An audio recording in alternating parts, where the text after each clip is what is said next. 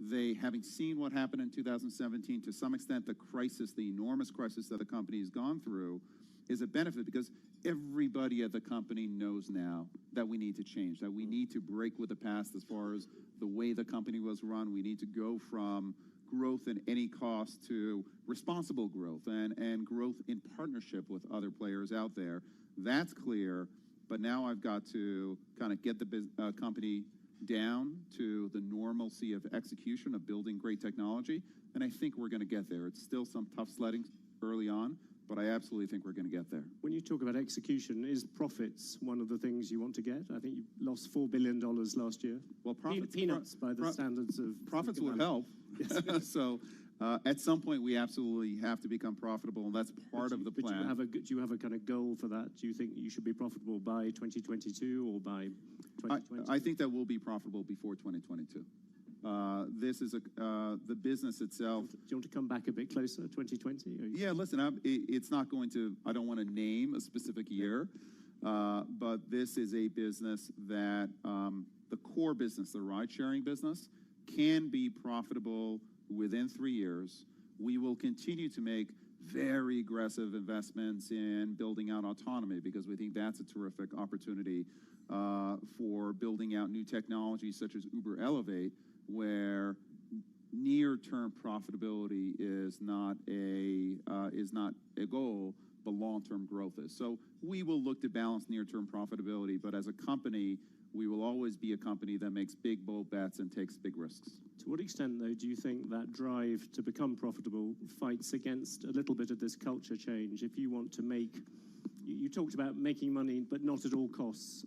Do those two things spar against each other? I don't think that profitability and culture are their issue. It's the company in the past was willing to make trade-offs as it related to how it did business, and I think was guilty of hubris, was guilty of thinking that they knew better than others, and I think that what we know now clearly is that breakneck growth can hide cultural issues, that there are no excuses for not doing the right thing, and that you do have to make trade-offs. And as a management team, we're specifically talking about those trade-offs that you have to make.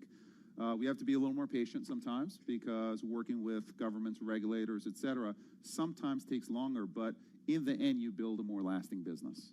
And so maybe what we went through was necessary, but we're here. We can control our actions from this moment onwards, and I think everyone at Uber from this moment onwards wants to build a great company, not only in terms of growth, but in terms of the kind of company anyone would want to work at.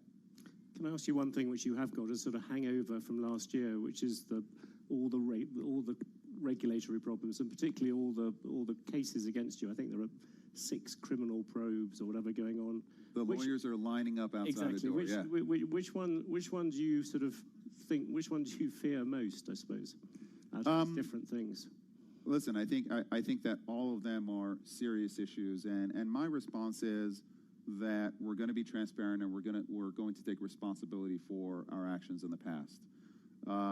I do think that there are certain circumstances where there was smoke but no fire, and I think as a company we have to defend ourselves and work within kind of the appropriate frameworks.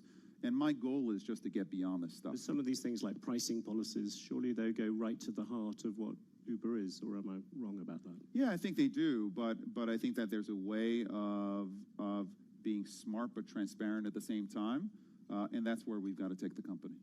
Take me through governments. When you talk to governments privately, do they talk any differently than they do publicly? Governments? Yes, governments.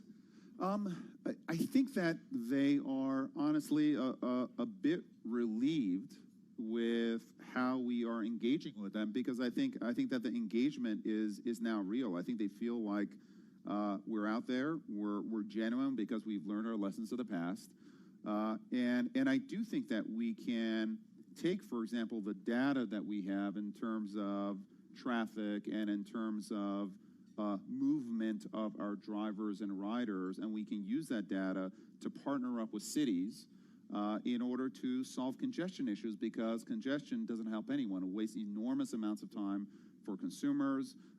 It hurts the environment.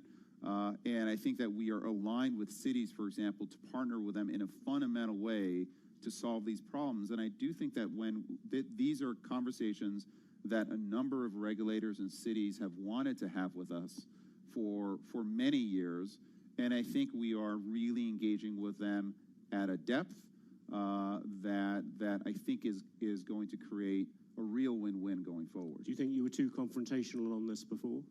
Yeah, I do. I think that the company was pushing growth. And listen, any innovator, to some extent, the innovation is about questioning past kind of present practices.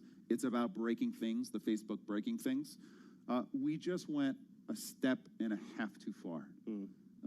And what I want to keep, hopefully, is the best of both worlds, which is this spirit of innovation, the spirit of can-do, et cetera, but the responsibility of partnership. We don't know better than you. We're actually going to work with you, of actually having dialogue and respect for our city partners, for regulators, and then continuing to take risks and continuing to do daring things. And I think we can accomplish that. Imagine this audience here is a collection of mayors or a collection of city officials, and you want to depict, this is the Year Ahead conference, depict what the years ahead in this thing are going to be like. How far is driverless cars going to go? You talked just a few days ago about the idea of there being flying cars in 10 years' time. Can you just give a description of what you think transport is going to look like? Well, I think that we think there are three keys to transport and where the industry is going: autonomous, electric, and shared. And I think all three are necessary in order to get to the next level of city planning, et cetera. There are many cities where up to a fifth of the space taken in these cities is taken by parking and storing these cars. And so I do think that you need autonomous, you need electric, and you need shared. And I do think it's going to take some time. True autonomy for every single use case is some ways away. What we bring to bear is our developing autonomy, and we will have autonomous cars on the road, I believe, within the next 18 months, not as a kind of a test case, but as a real case out there. And over a period of time, we're going to bring autonomous transportation and feather it in with the non-autonomous transportation with drivers. What does feathering in mean? Feathering in means to a layman like me? Crashing. Yeah, feathering in means if you're, for example, in Phoenix, and you make a request to go from A to B, which is what you do with Uber, there will be 95% of cases where we may not have everything mapped perfectly, or the weather may not be the right weather, or there may be an accident on the road, or you may not have 2 or 3 ways of getting from A to B, where you may say, you know what, that's not an autonomous use case. We're going to send a driver to pick that person up. For 5% of cases, everything is going to fall into place. And we will send an autonomous car. The user will be able to pick, do you want, there's an autonomous car, yes or no? And we'll be able to service that A for B. That 5% is going to go to 10 and 15 and 20 as our computers and our algorithms learn more and more about what it takes to drive in a city in a real life situation. And every minute of every day, that driver, that computer is going to get better and know Phoenix better and better and better. And in 5 years, we'll have the perfect driver in Phoenix. We will have to retrain that driver in every single city. We're going to have to build out 3D maps of these cities. And it will take time, but over a period of time, you essentially have a driver who becomes the perfect driver. It'll take 10 to 15 years, but that's the feathering in that I'm talking about. And will a child born today, will they ever need to learn how to drive? A child born today? No, I don't think so. So within sort of 20 years from now, we will. I don't think so. Listen, I hear some groans. And also, listen, I heard a couple of groans. 1.3 million people die from car crashes every year. 1.3 million people die from car crashes every year. That doesn't count an estimated 20 to 50 million people that are injured. Okay, this is actually a public safety issue. If you look at cars, 96% of cars, 96% of time, cars are sitting there not being used. It is a huge amount of pollution that's caused by these cars being in the road, and a huge amount of wasted time. So the safety is there. Electrification is absolutely key, and sharing these platforms is going to allow us to be much safer and also put our assets where they add value. But it's quite interesting because when you first came in, I remember you sounding somewhat more skeptical about self-driving cars. You've been converted. Is that a? The choir has spoken, and I'm listening. It's pretty exciting technology out there. But again, it will be a hybrid technology for some period of time. What about flying cars? That came as a slight surprise. Yes, that's a great project that we're working on. It's called Uber Elevate. And it is actually about battery technology. It would have helped a lot of people here. I know. I wish that I was available. We'll launch it here if we can. But battery technology is allowing us to have multiple rotors on planes, or helicopters, if you want to call them that. These rotors that are much smaller will be much quieter than helicopters are. Much quieter, much safer. If you add sharing into the equation, you can actually get the economics of going from A to B. We think within 5 to 7 years to a place where normal people would think about taking these flying cars. That'll be the beginning, and then it's about scaling. And we're working with a number of partners right now. Do you think the regulation on flying cars? I've heard some proponents of it argue that it might be easier than it has been on driverless cars, because driverless cars you have to deal with existing roads, existing everything. Flying cars, essentially, you're going into unconquered space. I think that mayors that are forward-thinking understand that traffic and pollution are a real issue, and I think flying cars can be a significant solution to traffic issues in cities. And these cars, to start with, they're going to be very specific. They'll be kind of highways in the air. There'll be very specific routes that these flying cars go on. They're not going to be able to take you to your backyard and land in your backyard. There'll be these skyports. So there'll be very specific routes that you go on. And I think if you build a regulatory framework that has that kind of structure around it, I think you get to a better solve.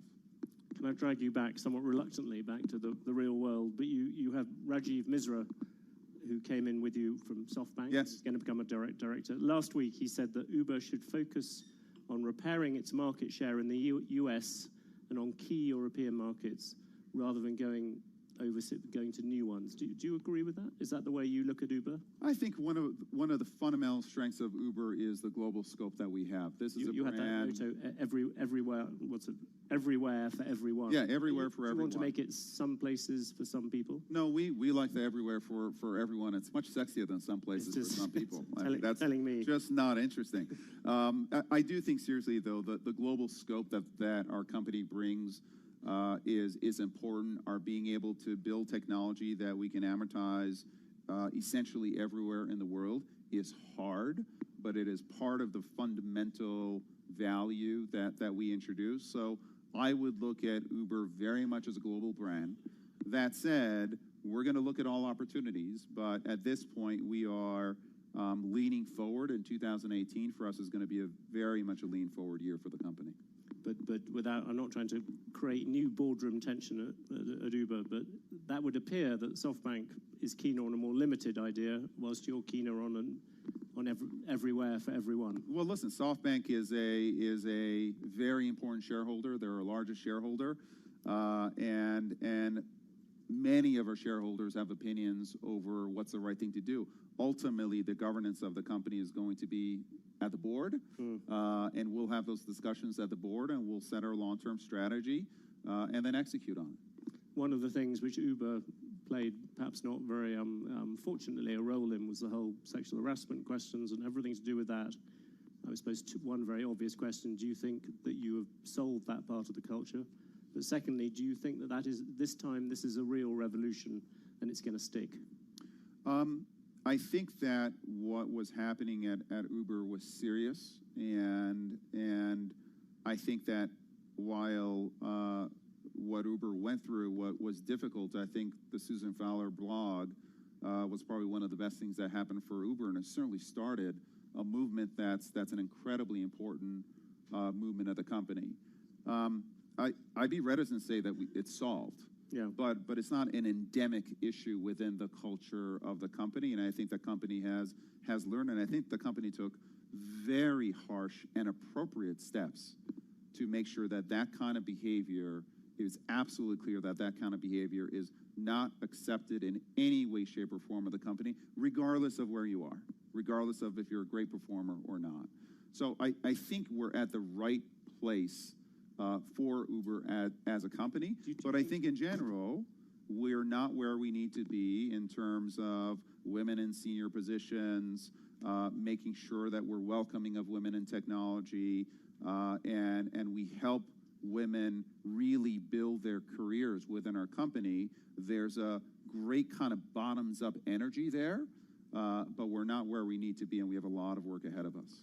On the issue of, you talked about the top performers, is that looking back, and also I suppose looking forward for many of the people in this room, because there are a lot of people's businesses which have been affected by this. If you had to give lessons to other people who are now looking at this issue, perhaps more seriously than they have done before, is the really bad issue, and I suppose I'm thinking in some ways about the media industry in this, is that giving top performers more room for maneuver or whatever than people, or more discretion than people thought? Is that top performers need to be treated the same as everybody else? I think they absolutely need to be held accountable. One of the really valuable lessons that I got early in my life was actually through Jack Welch, and he said, it's very tempting to allow top performers to misbehave in any way, but for me, he was talking about being aligned with the CEO. Sometimes you allow top performers, the tendency is, well, let them get away with some kind of behavior that is not the right behavior because they're so good. And what Jack told me very early on is that it's the top performers who are problematic culturally that are the most dangerous because they have followership within the company because people look up to them.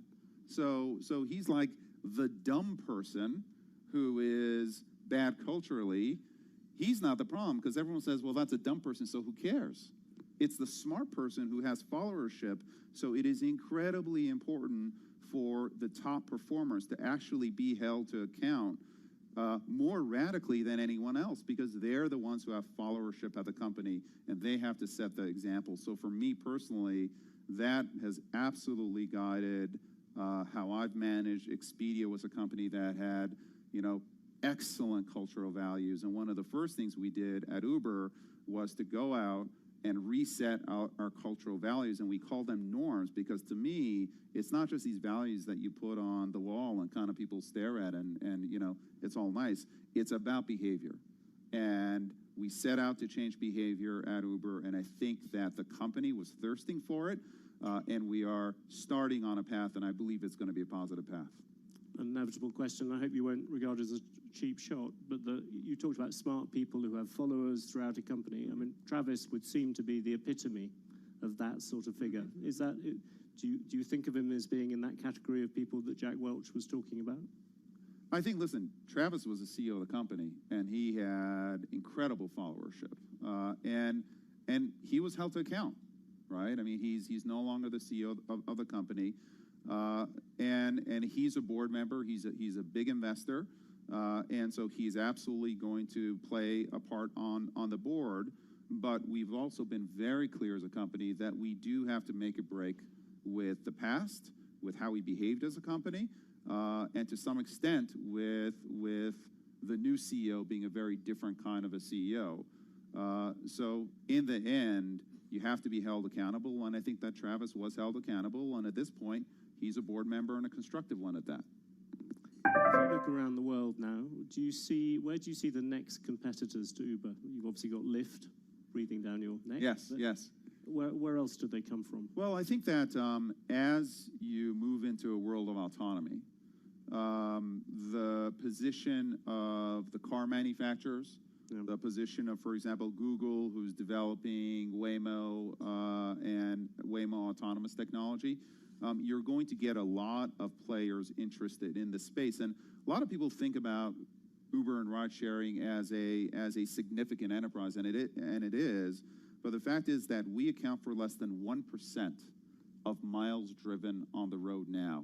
When autonomy comes in, that number over the next 10 years is going to be closer, I believe, to 15 to 20%.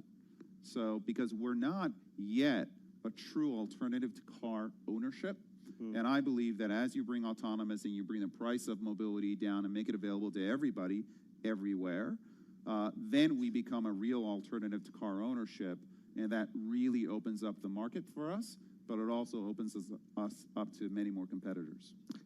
Is Google at the forefront of those competitors at the moment? Google is one of many. I think that they've developed very strong autonomous technology, but what we think, which is exceptional, is having autonomous technology and the network under one roof, which allows us to use autonomous in a very practical way, nearer than you think.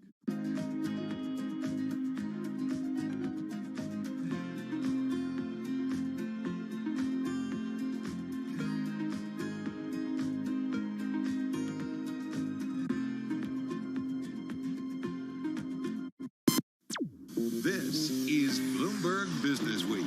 Insight from the reporters and editors who bring you America's most trusted business magazine. Plus, global business, finance, and tech news as it happens.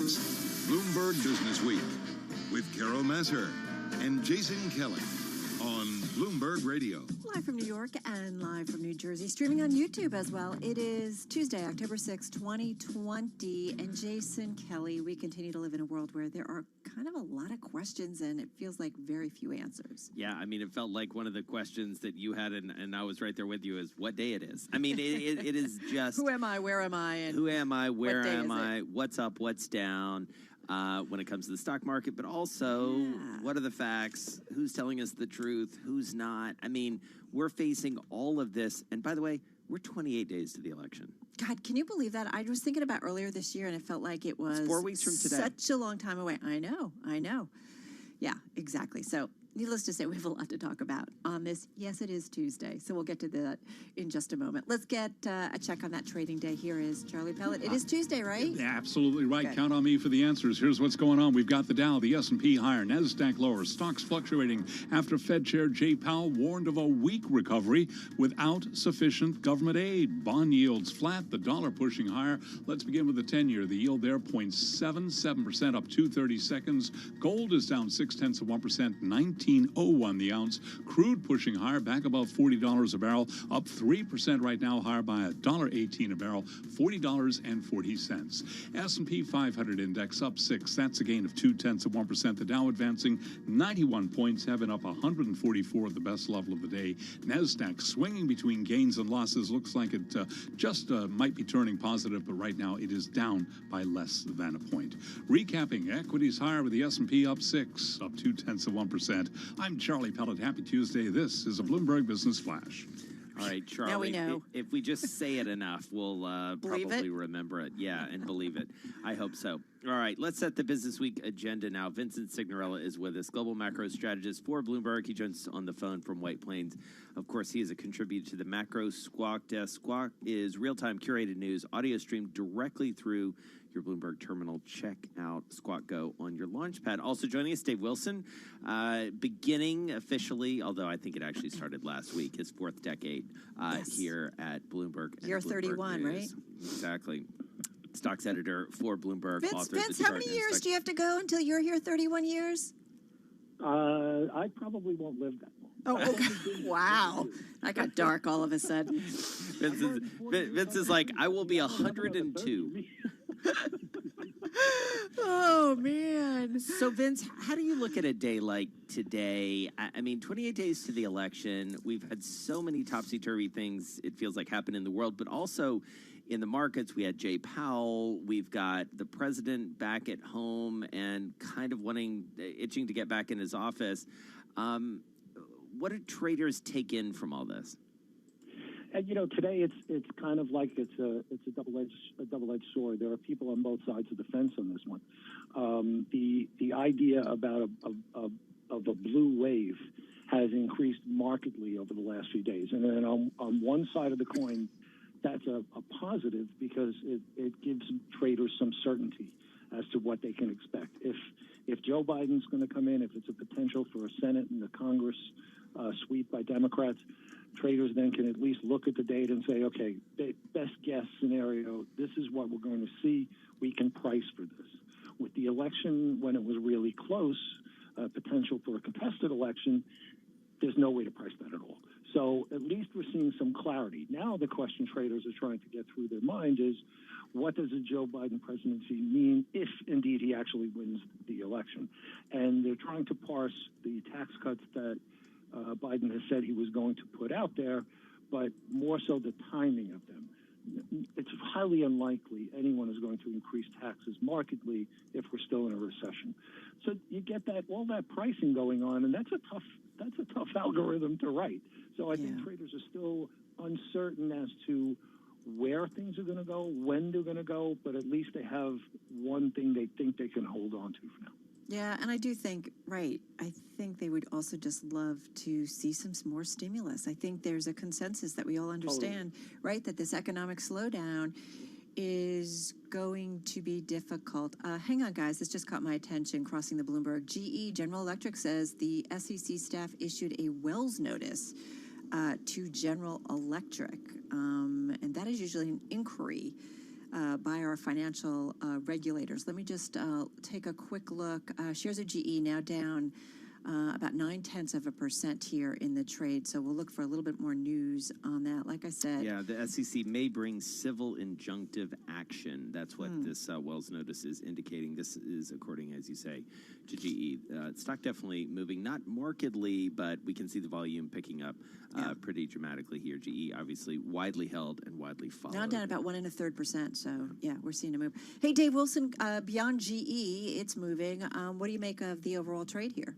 Well, let me just tell you, I'm looking at the filing which GE disclosed its Wells notice. It talks about revenue recognition practices and internal controls over financial reporting related to long-term service agreements. So that's what the focus of this particular issue is about. But when you take a step back... But it's an inquiry, right? Yeah. They want more information, basically. Right, and who knows what comes out of that, but at the very least, it is something that the regulators are focusing on. And let me tell you, on a day like today, any kind of distraction like that gets your attention. I mean, what really jumps out at me, we've seen the S&P 500 in a range of, say, up 0.33% to down 0.33%. It's the narrowest for the index, if that holds up, since the end of August. So this kind of looks like a summer day almost in terms of the trading. It makes me wonder, what is this, Indian summer, while we wait for everything to play out? And there is, of course, so much that we can look forward to. We got through the speech by the Fed Chairman Jerome Powell, but we're still wondering what happens in terms of a stimulus package out of Washington, what President Trump's health is going to look like in the next few days, and of course we're a week away from getting third quarter results, which frankly are going to be rather miserable again. Not as bad as they were in the second quarter, but at least from the analyst estimates that we've compiled here at Bloomberg, you're looking at the S&P 500 profit being down about 22%. So, there's a lot to get through. So it's almost like the market's kind of taking a pause and waiting for things to unfold. I got to say, if ifs and buts were candy nuts, we'd all have fun at Christmas. I mean, that's what's, I mean, I know, but it's kind of where we are. I mean, Vince, just quickly, got about 20 seconds. I mean, there just are so many questions, as you kind of kicked off with, and we need some certainty. Yeah, and like you said, stimulus is the thing. Politico's tweeting that Pelosi is going to have another call with Mnuchin later this afternoon per the Democratic sources. That just came out. I will tell you that traders do not feel confident this is going to happen. They expect that it's all going to wait till after the election, and we're not going to really see it until January. God, and that's tough on people. All right, guys. Yeah, really tough. Thank you, guys. Vince Signorella, global macro strategist at Bloomberg News. Check him out on the Squawko on the Bloomberg and on your launch pad. And Dave Wilson, stocks editor at Bloomberg News. He's going to be back a little bit later on. Where shall we go, Mr. Kelly? He's just gonna be back later. He's going to be back later. Well, he will several times. Chart, stock, exactly. whatever else. Let's do the Business Week bite of the day. One number that tells us a lot. Today's You're number not sure where you were gonna go 1%. there? Yeah, I was not sure. According to marketing software company GetResponse, the pandemic has impacted employment in medium and small U.S. cities more than the rest of the country. This is interesting. El Paso, Texas has the lowest number of jobs available with just under 6,500.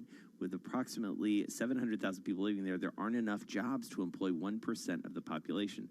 Following closely are Wichita, Kansas, Fresno, California. Both cities have only enough open jobs to employ under 2% of their population. Overall, however, the top 10 cities with the fewest number of jobs available cannot employ more than 3% of their populations. That seems pretty dismal. Yeah, it's not great. Wah, wah. All right. Hey, listen, coming up over the next few hours, we'll continue to update you on the health of the president, what we know, what it all means. I think this is really important to kind of understand, especially when there really is a lack of transparency. We got a theme going, too. We're going to talk about leadership, Jason. We are indeed. Leadership across a number of different industries. We've got a guy who talks to a lot of leaders, our colleague, David Rubenstein, of course, host of The David Rubenstein Show. He's going to talk about the latest episode, but also his new book. And he's also studied up close and personal presidential leadership. So we got some questions for him around that. And back to the 90s, a star of 90210, now leading the Actors Guild. She's going to tell us about what's going on in terms of getting actors back to work. Yeah, really important. Leaders are really trying to figure out how to do it and do it safely. All right, first up, let's get a check on world and national news headlines. For that, it's Nancy Lyons in our D.C. studio. Hey, Nance. Hey, Carol. The U.S. and Russia have agreed to extend for 20 years limits on imports of Russian uranium. Secretary of Commerce Wilbur Ross tells Bloomberg it will revitalize the U.S. mining and nuclear industries. So the net effect of this will be to strengthen the U.S. uranium producing industry and U.S. uranium refining, but to do it in a very gradual way. The current agreement was set to expire at the end of this year. Former First Lady Michelle Obama is out what's being called her closing argument for America to vote for Joe Biden and his running mate, Kamala Harris. This is the kind of leader our nation deserves. A leader who is tested and ready to dive right in. A leader who will lock arms with his terrific running mate, Kamala Harris, and bring us out of this downward spiral. U.S. military officials are now quarantining after exposure to coronavirus. The chairman of the Joint Chiefs of Staff says he and several other Pentagon leaders are quarantining after being exposed to the vice commandant of the Coast Guard, who has tested positive. Today, the Nobel Prize in Physics was awarded to 3 scientists for their research into black holes. American scientist Andrea Ghez was recognized for her shared discovery of a supermassive black hole at the center of our galaxy. I'm thrilled to receive the prize, and I take very seriously the responsibility associated with being, I guess, as you said, the 4th woman to win the Nobel Prize. Global news 24 hours a day, on air and on Bloomberg Quick Take, powered by more than 2,700 journalists. All right, Nancy, thank you so much. You are listening to Bloomberg Business Week. Well, obviously, we are going to update you throughout the course of the show, not just about the president and his battle with the virus, but also the virus across the nation and across the world, and really here in our hometown of New York City and its environs, because the cases are going up. There are some hot spots. This upsets me. And this is really upsetting, to your point, because we're getting to that point where businesses may have to close. Businesses who have struggled to get back may be at the point where they're ordered to close again. Yeah, and again, it is in certain hot spots, unfortunately, in the city. But nonetheless, if you look at the average, the 7-day average of daily cases is approaching a warning threshold of 550. That's what the mayor of New York City, Bill de Blasio, watches. The average was 501 on Sunday. That's up from 338 a week earlier, according to the latest data on the city's website. City is seeing rising positive tests in 9 zip codes of Brooklyn and Queens. Schools there were shut today, and non-essential businesses may be ordered to close tomorrow. if Governor Cuomo approves the mayor's proposal. So, listen, these two have battled through the pandemic. They've come together at certain times, but they've also been kind of pointing fingers about who's really in charge of shutting things down. But nonetheless, nobody can argue with rising numbers, Jason. Right. And the numbers that the mayor has basically focused on and has set the standards around are testing, cases, and hospital admissions. And on Sunday, citywide daily infection rate was 1.9%. 7-day average was 1.65%. The threshold there is 5%. There were 70 COVID hospital admissions. That's below a threshold of 200. So those numbers are still in the place they need to be, but watching them very closely. It's going to get colder. More people are going to be inside. Kids are back at school. People are getting out more. These numbers, unfortunately, may go up. Well, and you just look at the percentage jump from week to week. Yeah. That's a big jump. And so it's very easily to get to those higher numbers that shuts everything down. This is Bloomberg.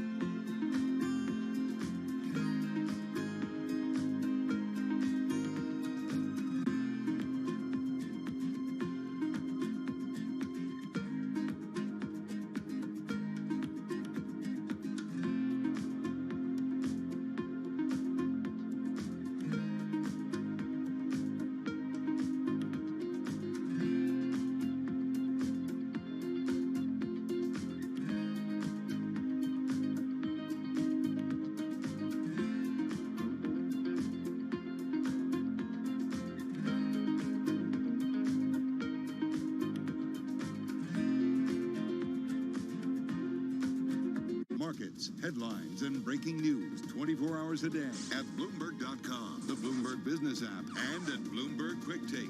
This is a Bloomberg Business Flash. From Bloomberg World Headquarters, I'm Charlie Pellet, repeating and expanding on an earlier headline. General Electric says the SEC staff issued a so-called Wells notice advising the company that it is considering recommending to the SEC that it bring a civil injunctive action against GE for possible violations of securities laws.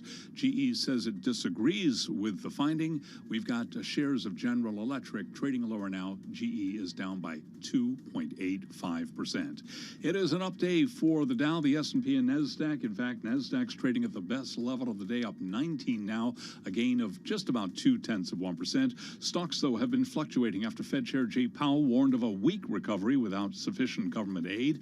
S&P 500 index up 11. That's a gain of 0.3%, while the Dow Jones Industrial Average is up 115 points, a gain there of 0.4. 10-year yield 0.77%. Gold is down $10 the ounce, down 0.5% at $19.03. And West Texas Intermediate crude up 3.5%, $40.60 a barrel. I'm Charlie Pellet. That is a Bloomberg Business Flash. All right, Charlie, thank you so much. Well, let's talk about the virus, where we are, because the past few days have been head-spinning, to say the least, given everything that's been going on in the world. Not the least, Carol, what's been going on with the president. Let's check in with Dr. Bruce Farber. He is Chief of Infectious Diseases at Northwell Health, of course, a massive healthcare system here in the New York area. He joins us on the phone from Manhasset. Dr. Farber, really nice to have you back with us. Thanks for having me. All right, so let's start where I think everybody's mind is, or many people's minds are, when it comes to the president and his positive diagnosis. Last Friday, it was disclosed, very early Friday morning. What have you seen in terms of both the treatment and the statements that the president and his doctors have made, and what does it tell us about where we are with this virus and especially the public perception of it? Well, there's a lot to that. So first of all, specifically regarding the president, it's difficult to really get the facts because we really don't know a lot of the numbers and values that would be really helpful to know how he's done. Quite frankly, so far, I think he's been extraordinarily lucky. This didn't have to go this way, and he seemingly is clinically stable. He's certainly been treated in an unconventional manner. No one really knows the utility and the benefit of a cocktail of monoclonal antibodies. They're still under study. The results of those studies are not out. He was given Decadron, which is usually given to people who have severe COVID or in danger of getting progressive pulmonary disease and have a higher mortality. When it's given to people without those findings, it can paradoxically increase the morbidity and mortality. So it is very confusing, and quite frankly, you use the word dizzying, and I don't disagree. It's very hard. I will say he's still not out of the woods. Typical deteriorations often occur between day 5 and day 8 or even day 9. If he gets through 9 or 10 days and is clinically stable, then I think he will be out of the woods.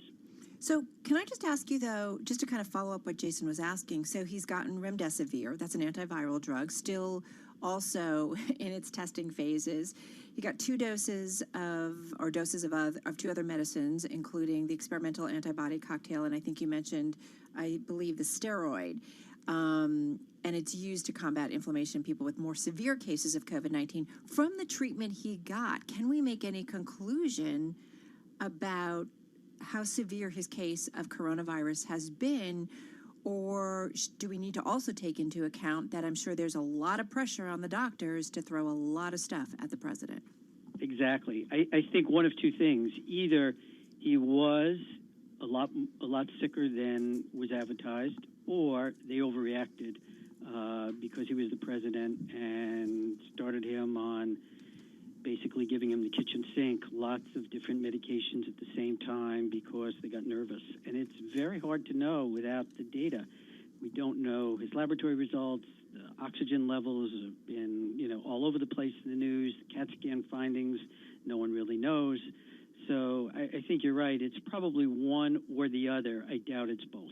Can I, as a follow-up, you must have seen the footage of him getting off of the helicopter and getting back to the White House yesterday. I mean, it was probably, as I know some of the reporters and correspondents who were following it saying, I mean, this is going to be the most closely watched steps that the president has ever taken. Watching him go up the stairs, you know, whether he grabbed banisters and so on and so forth. As a medical professional, as you watched it, I'm assuming you saw it, what is your takeaway? Or what conclusions can we make?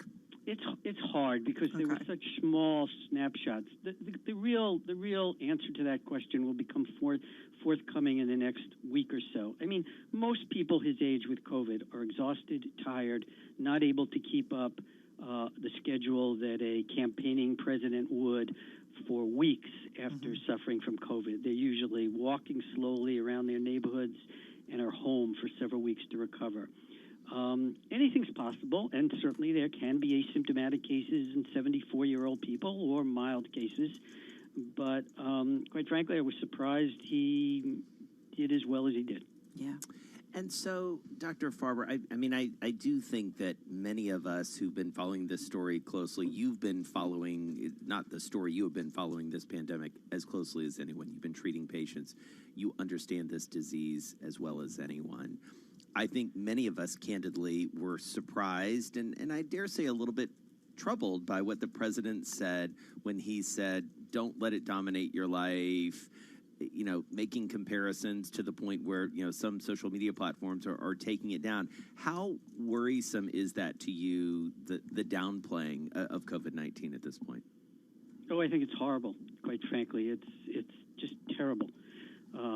That's the last thing in the world we should be doing. I don't have to tell you the obvious. 200,000 people have died. This is nothing like the flu, which apparently he made the analogy to. It's 10 times more deadly than the flu. And the last thing in the world we should be doing is encouraging people not to take this seriously. And it sure has to change your life. That doesn't mean you don't do anything, but of course you have to change. You have to be careful. And look at the result. Look at the White House. Look at look what's happened. I mean, I think that says it all. Yeah. And we know each day there's new cases of it. That's for sure. And there's certainly some talk of it, you know, that whole event with the Supreme Court nominee and other events, right, being super spreader events. All right, we're going to come back, do a little bit of news, and continue our conversation with Dr. Bruce Farber. He's Chief of Infectious Diseases, understands the virus so well over at Northwell Health, joining us on the phone from Manhasset, New York. So we'll continue with him, Jason. But yeah, I mean, I think this is what we're all trying to know, right, in the absence of a lot of information. All right, you're listening to Bloomberg Business Week. Carol Massar, Jason Kelly, and this is Bloomberg.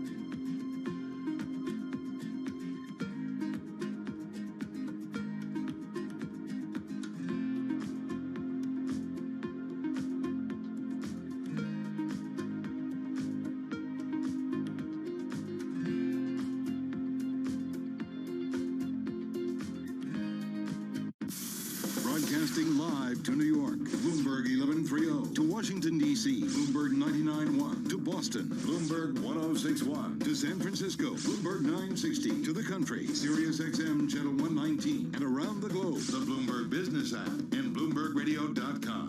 This is Bloomberg Business Week. I do kind of wish we had class outside today. It is gorgeous. So nice. So nice. I'm just looking out. Like, the leaves are starting to change, but it's so warm. I was doing our planning call, like, sitting out back on the porch. Yeah, I'd love to be at class outside. It'd be great. So beautiful. Listen, we've got a lot to come this fall, though, when it comes to the virus. So we're going to talk about reopening, what we need to be thinking about, continuing our conversation with Dr. Bruce Farber from Northwell. We'll get to that in just a second. But first, let's get back to Charlie Pellet. Hey, Charlie. Hi, thank you very much. And let's keep an eye on General Electric shares. They are now down by 4%. We brought you the headlines before. GE says the SEC staff has issued a so-called Wells notice advising the company that it is considering recommending to the SEC that it bring a civil injunctive action against GE for possible violations of securities laws. GE shares again now trading lower by 4.4%. Sources say Cushman and Wakefield recently approached Newmark Group about a possible takeover, but was rebuffed by the rival real estate brokerage. A source said Newmark isn't currently interested in a deal, in part because it thinks Cushman and Wakefield has too much debt. The Dow, the S&P, NASDAQ all advancing right now. Best level of the day with the S&P up 14. That is a gain of 0.4%. The Dow up 145, higher now by 0.6%. NASDAQ up 27, up by 0.3. 10-year yield 0.76%. Gold is down 0.4%. 19.06 the ounce, and West Texas Intermediate crude holding above $40 a barrel now, 40.68, up by 3.7%. Out of the hospital, but not out of the woods. President Trump back at the White House recovering from COVID-19, where he told America not to fear the virus or let it dominate them. Reaction from Dr. Andrew Pekosh, who is a professor of molecular microbiology and immunology at the Johns Hopkins School of Public Health. We know the president is in one of the high-risk groups for serious consequences of SARS-CoV-2 infection. We know that it's really going to be now a process of monitoring. We want to see how the symptoms progress. We know that when it comes to a few days down the line, there's a turning point where your own immune system begins to drive some of the symptoms that you're feeling, and it's that sort of fulcrum point that'll be critical to watch for. The Johns Hopkins Bloomberg School of Public Health is supported by Michael R. Bloomberg, founder of Bloomberg LP and Bloomberg Philanthropies. Facebook has removed a post by President Trump that suggested COVID-19 is less deadly than the seasonal flu, saying the message violated its rules about misinformation relating to the virus. Facebook shares down 0.1%. Twitter put a warning screen over the tweet, but left it accessible for those who chose to click through to read it. Twitter shares, they're down now by 1.9%. Recapping stocks higher, S&P up 15, up 0.5%. I'm Charlie Pellet. That is a Bloomberg Business Flash. It is indeed. Charlie, thank you so much. Let's get right back to our guest, Dr. Bruce Farber, Chief of Infectious Diseases at Northwell Health. They are a massive system in New York State that has really seen the strains and stresses and really the devastating impact on patients brought on by COVID-19. He is with us on the phone from Manhasset, New York. Dr. Farber, what kind of fall are you setting up for, and what kind of winter season? Well, I think, the rates have ticked up in New York, not dramatically, but they've clearly higher. But when you drill down, you see that those rates are not higher all over. They are clearly related to specific communities that we can see on hot maps of New York that plot out where these cases are occurring. And I think it's pretty clear that they're occurring in a limited number of Orthodox communities, the South Shore of Long Island, Kings Point and Great Neck, Borough Park, and in Rockland County, and a few other areas. And so it's really important to get those rates down, because obviously it's very easy for hotspots to spill over into other areas, and before you know it, you're in a second wave or have a lot of problems. What do I see? I see things hopefully staying the way they are. I certainly don't think a vaccine is coming in the next month or two on those hotspots and get to the point where we are and just keep buying time until, the vaccine comes out. So, Dr. Farber, given what you have learned as a clinician, as a doctor, someone who's treated a lot of patients, you and your colleagues, what do we know now about the treatment that can be applicable to any of us, sort of normal folks who were contending with this, either directly or indirectly, that we didn't know before? What advice are you giving people beyond the things that we say all the time around social distancing and washing your hands and wearing a mask? What's any new advice that you're giving people as we do anticipate this cropping up a little bit more in our daily lives? Well, I think the CDC finally has come around to the realization that I think most of us have felt for months, which is that social distancing and masks are great, but they are certainly not, the entire answer, that there are aerosol spreads, and aerosol spreads occur indoors, and they occur, in close settings with poor ventilation. And, outside is so much better than inside.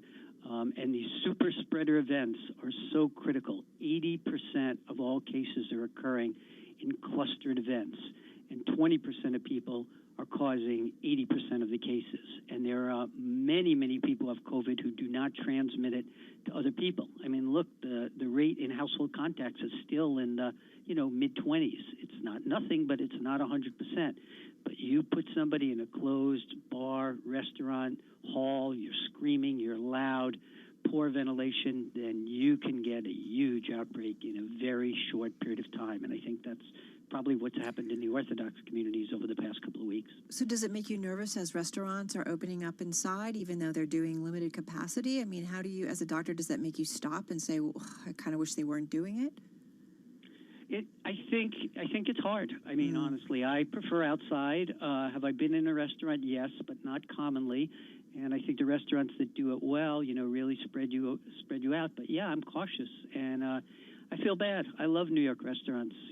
I know how hard it is for them to make a living with 25%. I know they can't do it.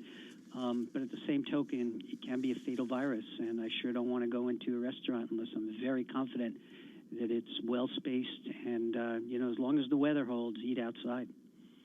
Dr. Bruce Farber, thank you so much. Chief of Infectious Diseases at Northwell Health, joining us on the phone from Manhasset, New York. Candid, direct, we really, really appreciate it. We know that you have been dealing with this, as I said before, very much on the front lines, working with your colleagues. We're grateful for that, and really, really appreciate you spending some time with us to keep us all honest about what's going on out there. It is a tricky time, especially when we're getting a lot of conflicting information, Carol. Yeah, absolutely. And, some words of caution, right, as we get into the colder months. And, right, we know, again, it's things we've heard from, medical professionals one after another about masks, social distancing outside. These are safer places, and these are safer ways, certainly in terms of contending with the virus. The indoor spread is, what the CD said and what Dr. Farber just reiterated. It is worrisome. It is worrisome, especially in this part of the country as we get toward winter. All right, let's get down to Washington now, and Nancy Lyons with some headlines. Hey, Nance. Hey, Jason, President Trump is apparently ready to go back to the Oval Office less than 24 hours after returning home from a 3-day hospital stay. Aides, though, do not want him to leave the residence, but it's unclear if he will continue to isolate himself. His doctor released a statement today saying that Trump is reporting no symptoms of the disease. Well, the White House is blocking new FDA guidelines on bringing potential vaccines for COVID-19 to market. Bloomberg's Amy Morris has details from Washington. The guidelines would require vaccine makers to monitor trial patients, follow them for at least 2 months to ensure there are no side effects and make sure the vaccine provides long-term protection. But that would almost certainly have prevented approval of a vaccine before the November 3rd election, even though FDA Commissioner Stephen Hahn has vowed that science, not politics, will decide if the shots are safe. Still, FDA officials say companies are aware of the standards and are expected to comply with them. In Washington, I'm Amy Morris, Bloomberg Radio. Final preparations are underway for tomorrow night's vice presidential debate featuring Vice President Mike Pence and Senator Kamala Harris. The 90-minute debate will happen at the University of Utah in Salt Lake City and will be moderated by USA Today's Susan Page. Pete Buttigieg is advising the Biden campaign, and he says he hopes Page will keep the candidates honest. It should be the job of the moderator, and so I'm hoping that we'll be able to rely on that fact-checking so that she can focus on getting out the message about how this country is going to move forward. The Harris camp has insisted on a plexiglass shield between the two debaters. Global news 24 hours a day, on air and on Bloomberg Quick Take, powered by more than 2,700 journalists and analysts in more than 120 countries. I'm Nancy Lyons. All right, Nance, thank you so much. You are listening to Bloomberg Business Week. Looking forward to that, right? The vice presidential debate. Totally. Especially in the environment when we don't know exactly what's going to happen with the other presidential debates, potentially. I think it takes on a very, an importance that maybe didn't I have to before. say, and maybe it's just because I'm a bit of a political junkie as you are. I've always loved the VP debates, just because I think they have a little more personality. They tend to be a little, just setting aside what we saw last week, a little more sharp. In terms of people really going after it. You're thinking of the Quail, right? Remember the Quail one? And, you're no Jack Kennedy. You think about the Biden-Palin debate. Right. That was really something to behold. I don't remember really anything about Paul Ryan. Sorry, Paul Ryan. Don't remember either. But yeah, there have been some good ones over the years. But yeah, you're no Jack Kennedy. Lloyd Benson. Yeah, Lloyd Benson. Thank you very much. Yeah, I just think it'll be interesting, and I think they're very different creatures, very different relationships that they are obviously. I think that Vice President Pence has with Donald Trump, and I think that Kamala Harris brings to the table with Joe Biden. Yes. So, and just kind of different generations too. Different generations, very different styles, very different backgrounds, as you say. A prosecutor versus a governor, former governor in the vice president. So we'll see. We'll see.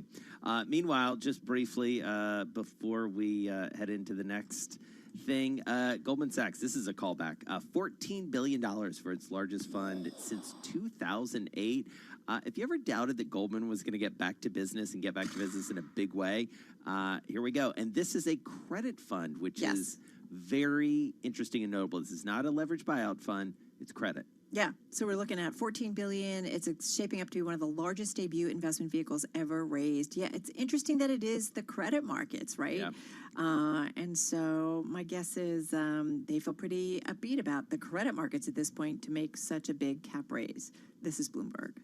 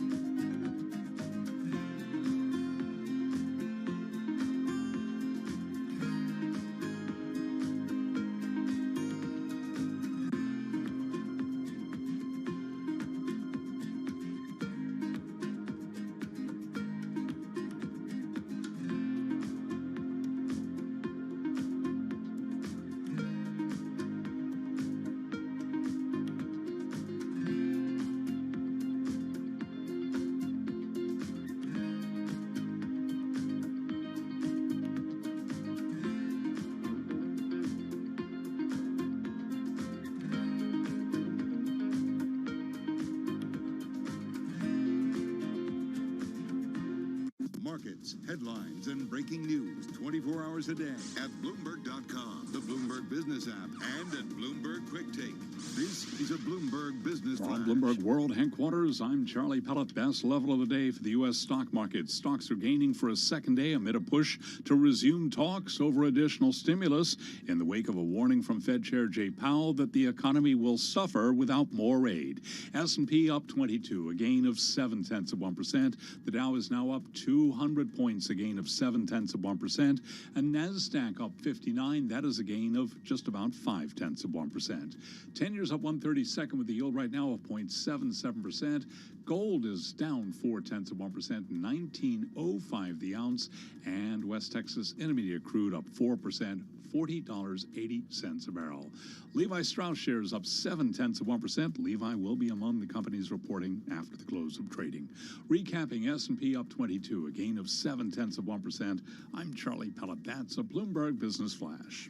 All right, Charlie, thank you so much. You are listening to Bloomberg Business Week. So excited when I looked at our rundown today and saw that this next gentleman would be joining us. I just got a little happier. It's great. Ashley Vance back with us, features writer for Bloomberg Business Week.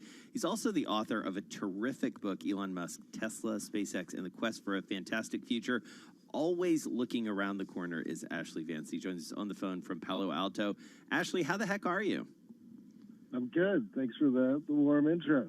Yeah, well, you're the best. So tell us about this story because, you know, one of the things that I love about your work is, as I said, you are looking around the corner all the time and you find these people or they find you. I don't know how it works, but I feel like every time I pick up one of your stories, there's somebody with a really, really big idea involved. Yeah, well, yeah, this is a good one, I think. There's this company in Colorado called Boom. They've been at it for a few years, but now they're about to unveil their first supersonic plane. You know, there's some caveats with this one. This first one that's going to be unveiled tomorrow is essentially a test plane the pilots are going to take out and put through the paces with the hopes of getting to a commercial supersonic plane in the next few years. But, you know, this is the first company to do something like this in a long, long time. All right, so we know the Concorde was several years ago. So how is this different? Like, what I thought we were kind of over supersonic, you know, jet flights, but obviously we're not. So what is it? How is it different? Why does it have the opportunity to maybe change, you know, air travel, especially if you think about for business people once we get through the pandemic? Yeah, well, so the Concorde stopped flying in 2003 for a number of reasons, but the biggest one of which was that it just didn't make enough money. There wasn't enough interest from passengers, and so anyway, Boom, they have this thesis that as time has passed, you know, they can get over a lot of the shortcomings that face the Concorde, and so the first one is they're making this plane out of carbon fiber instead of aluminum, which wasn't really possible back when the Concorde was first being designed. And so it's going to be lighter, faster, more fuel efficient. Also, the engine technology has come a really long way since the Concorde was designed. And so, again, the new engines are much more fuel efficient. And so all this adds up to you can fly the plane more cheaply than you used to be able to do, and you can go on many, many more routes and go much longer distances, which opens up the market for this type of plane.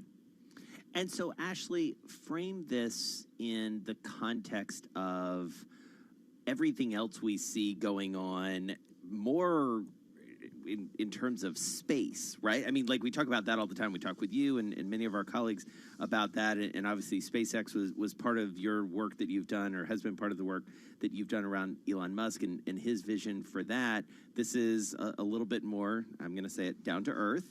And yet it does feel like a lot of the technological advances this guy is drawing on are coming from this sort of move to space, right? Yeah, I mean, all this stuff plays off each other. You know, we're in this time when materials have advanced a lot. Things like electric motors and batteries and stuff have come a long way. Software, more than anything, has come a really long way. So it's opening up these new possibilities. You're totally right. There's been way more attention and investment in like new rockets and satellites and all that stuff. But you know, if you're the average person, this probably hits a lot closer to home. I think we can all appreciate the idea of like a shorter, faster, more comfortable flight more than going to Mars, probably. And so this one feels right. Yeah. If you think about all the leaders who are just probably like, yeah, okay, sign me up. Hey, we just do want to mention a headline crossing the Bloomberg terminal. President Trump saying he is stopping stimulus talks until after the presidential election. And I do want to point out that if you look at the equity markets, they are dropping like a rock. Absolutely. S&P now down about 20 points, down 0.6%. Not a lot, but it was going in the other direction prior to this headline. The Dow now down about 192 points, off 0.7% as well. And a 0.75 percentage point decline on the NASDAQ. It is down about 85 points. So again, that chart, we were trending higher and we just dropped again. The headline, President Trump says he's stopping stimulus talks until after the election. Certainly we've had speculation on that, Jason, but that is certainly worrisome for those people who are, and businesses that are struggling to get by. So, all right, Ashley, in your story, you say the only thing holding Boom back, getting this supersonic jet out there, is, well, reality. I mean, it's going to be expensive. You've got to get regulators on board. I mean, these are big hurdles, right? Yeah, I mean, one of the funny things when I was reporting the story that I guess I hadn't thought about as much, we were just talking about the rockets. Lately, rocket companies have been taking about 6 to 8 years to get a new rocket from a blueprint up to launching into orbit.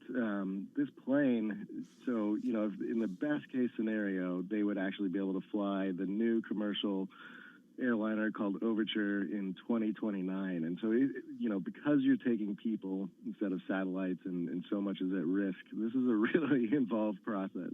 That said, I've been following this company since it started a few years ago, and they've made way more progress than anyone else who's tried to do it so far, and they have some pretty wealthy backers behind them. Who is this guy, Blake Scholl? I mean, he's a young guy, right? Yeah, he's 39. I think he turns 40 in a few weeks. He's like not who you would expect to be a plane CEO. He came from, he was essentially like in the online advertising world. He used to work at Amazon, and then he did a startup that he sold to Groupon. And so he's kind of like a software guy on the ad side of things, who he has flown his own plane since he was a kid, and just decided he was going to go make a supersonic plane. And so that's kind of where this comes from, is just that love of aviation. And I love the sprinkled throughout the story, and even starting at the top. You talk about, like, he just sort of kept showing up. He was like taking classes on Khan Academy. I mean, it's kind of amazing that he just kind of went after it, but in a very deliberate way. Yeah, I was just down in Mojave for a story, and there's all these test pilots there, and all the sort of cutting edge aerospace companies, and everybody there knew him. He'd been showing up at the Mojave airport, talking to test pilots and engineers for years, and like just kind of weaseling his way in to figure out who was good in this market, and they actually gave him props for the way he went at it. Is Elon watching him? I mean, Elon Musk.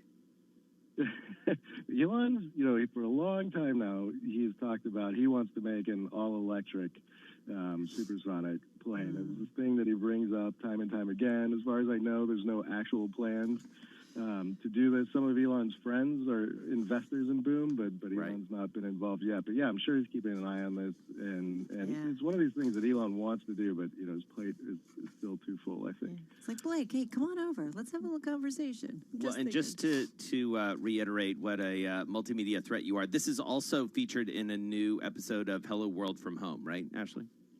It is. And then the stuff I was talking about with Mojave, that'll be coming out in like a month or so. We've got some good rockets and test pilots coming on the show as well. Excellent. All right. Ashley Vance, one of our great talents, features writer for Bloomberg Businessweek, host of Hello World, author of Elon Musk, Tesla, SpaceX, and the quest for a fantastic future. Check out everything he does. Follow him on Twitter at Valley Hack. And for those of you listening in New York, DC, San Francisco, watching on YouTube, Bloomberg Businessweek continues right here. If you're listening on Bloomberg 1061 in Boston, Bay State Business, that is coming up next. Coming up next, we're going to get into the world of economics. Stick with us. It's Bloomberg.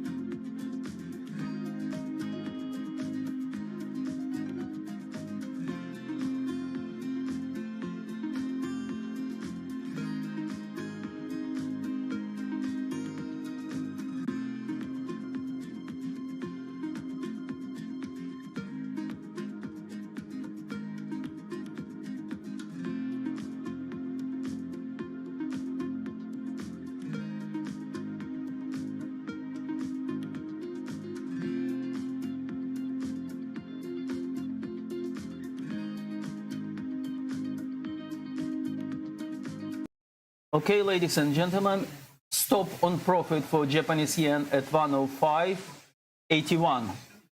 Okay?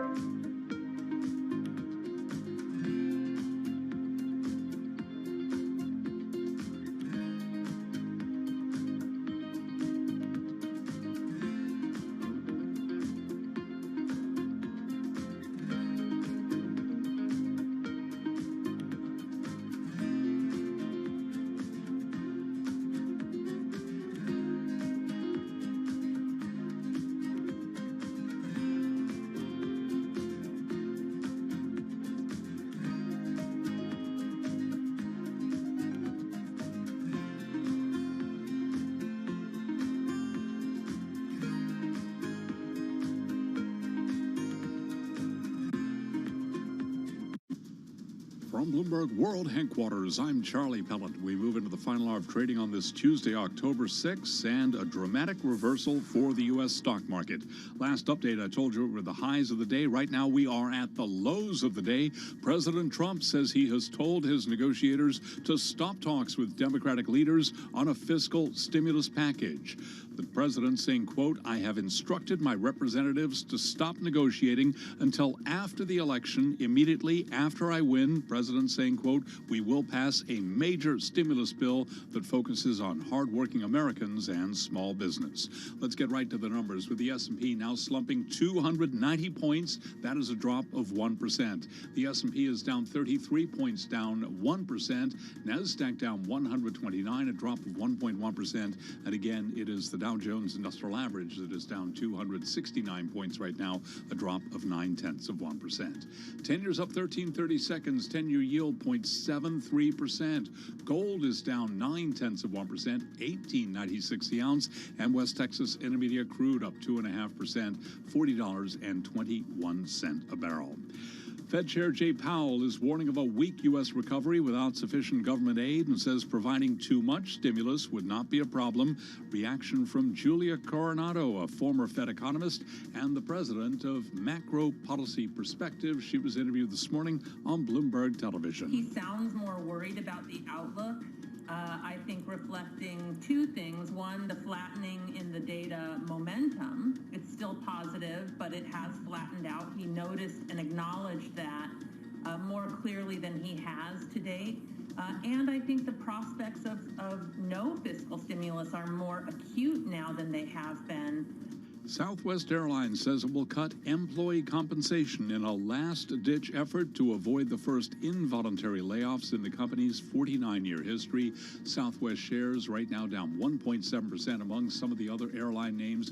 UAL down 3%, American Airlines down 3.9%, Delta down 2.7%.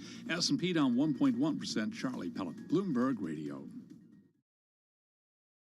You're listening to Bloomberg Business Week with Carol Masser and Jason Kelly on Bloomberg Radio.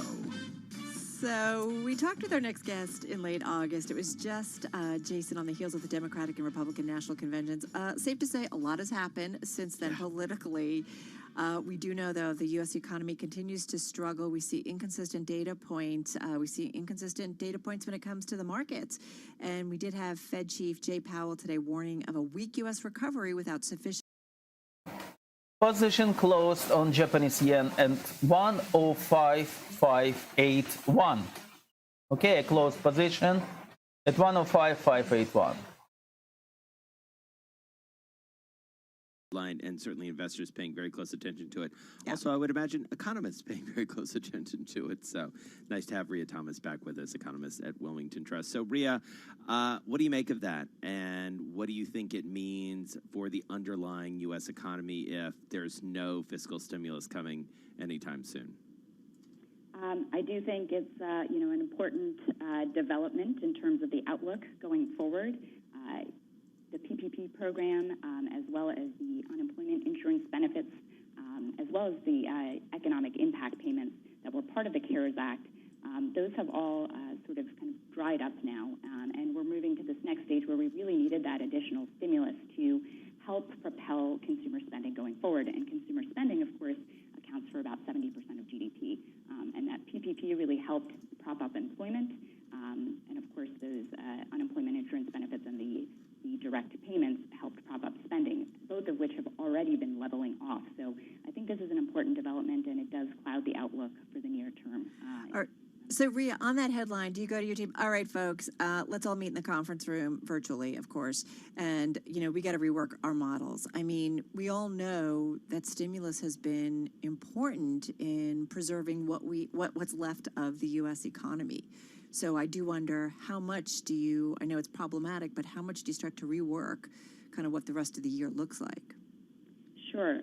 We've actually had a slightly more cautious view, I think, than the overall market. And I do think that the market will need to kind of account for this new development. I do think that the market had kind of started to price out a little bit of the stimulus when Justice Ginsburg passed away, because there was some thought that Congress might not be able to actually focus on it, but then the hopes had kind of re-sparked again, and I think there's going to be some adjustments. I do think it's also important to note that the Fed, that Chair Powell did note at the last FOMC press conference that many of the members of the FOMC did have some fiscal stimulus kind of baked into their projections, so they will likely need to adjust that as well, so that's something to consider.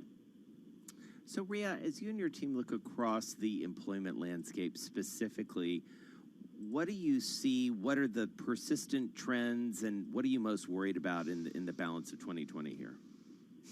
Sure. To put things in perspective, we really did have employment plunge at the start of the pandemic. It was sort of like an elevator in free fall. We lost about 22 million jobs in March and April, and we wiped out in just 2 months nearly all of the jobs that were created in the prior 10 years.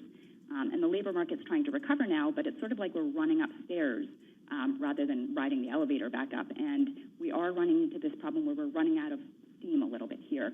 The pace of job gains has slowed since June.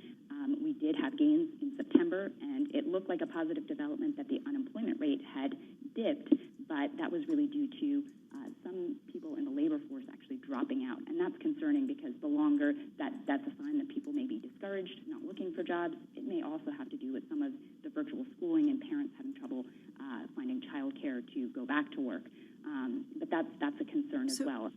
So, Rhea, is it just a case it's going to be lousy until we ultimately have a vaccine, or we have rapid testing where we all can test, every day, put something into a computer and say, okay, we're safe today, and then we can go to work? I mean, is it kind of lousy until we get either rapid testing for everyone or we get a vaccine for everyone? And then once we get that, does everything start to resume, kind of go back to where it was? That's a good question. I mean, I think a solution to the virus will really be a silver bullet to a large extent.